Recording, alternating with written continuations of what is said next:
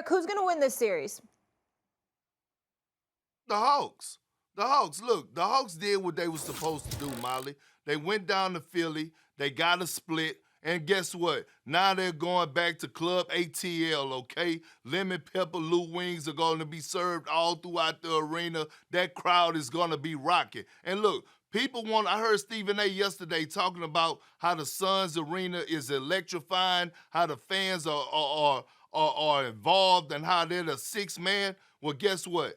I was involved in the series where we had to play the Atlanta Hawks back in 2008 when we won the championship. When I won the championship with the Boston Celtics, and we could not win a game in there. Okay, we could not win a game in there. By the way, Molly, I think the last 12 games, including the postseason of this season, the Hawks are 12-0, I believe. It's a hard environment to play in. Role players are going to elevate their game at home.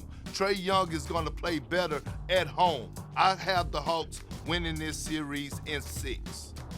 Yeah, no, and I got to take your word for it because I see Memphis is still lighting the world on fire. Oh, wait a minute.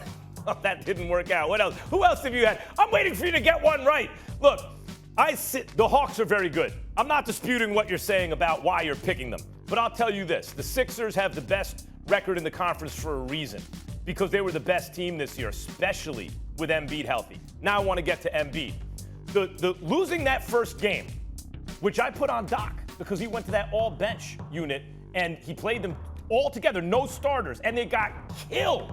Stephen A. tried to tell me, well, they're not very deep compared to the Hawks, and the Hawks played at fast pace, etc., but the all-bench unit got killed. And to me, that wasted 39 points by a dude playing on a torn meniscus. You can't waste that. On a guy playing on a torn meniscus, 280 pounds, you're going to waste 39 points?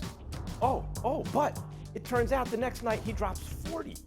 No, you're not.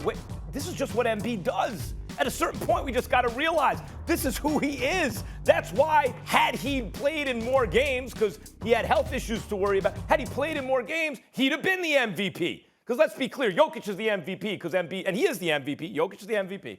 But that's because Embiid missed games. If Embiid played a full season, he'd have been the MVP. Oh, he would have been the MVP. It was that, but he was the best player in the league from the time the season started until the end. The only dude who played better, it was James Harden when Harden got to the Nets, but he missed too many games. So number one is Embiid is not going to stop scoring 39 and 40 points. You can't stop him from doing that. He's a monster. Number two, Doc went away from the all-bench unit. Now how many minutes the all-bench unit played last night?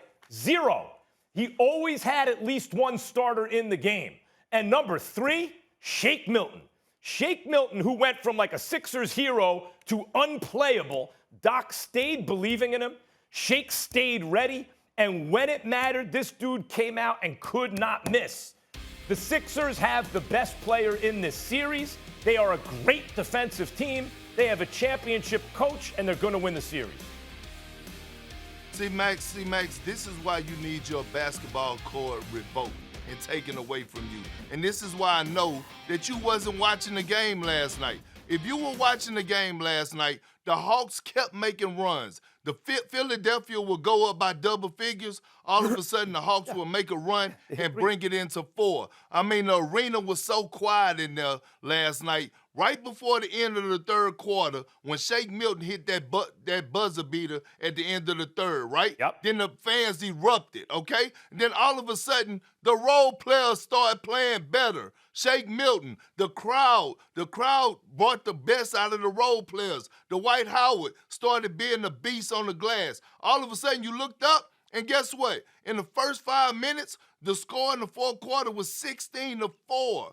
Due to what your bitch had brought to the table. So I'm watching the game last night, and it goes back to my point of when I keep giving you free game, when I should be sending you my cash app and charging you, when I be telling you role players step up at home because fans help role players elevate their games. And that's what happened the last best players night with determine the series, in fact. Yeah. Like you put the emphasis on role players, but the best players determine the series. That's why all the championships are won by Magic and Bird and Kareem and Jordan and LeBron. That's why those guys got all the championships. All right. And guess who the best player in the series is? Joel Embiid. by Okay. far. Speaking of role players, that's Philly's right. bench Yeah, was that's- scoreless in the first half. They put up 26 in the second. I want to ask you this, though, Preach, Kendrick. Molly. It's all fun talking about this series, fun and games until you meet up with the Nets. Now, I know Harden's banged up. Can either of these teams even compete with them? No, not the way that Kevin Durant is playing right now. And look, I was the guy that picked the Bucks to win in 7. I was wrong. I let the world fool me. I let people like Max tell me how great of a player Giannis was and how much PER mattered instead of me actually watching the damn game myself and seeing that Giannis really just don't have the skill set to get them over the hump. But that's another story. But if I'm looking at this Philadelphia 76ers team and Atlanta Hawks team, I love the way that both of them compete.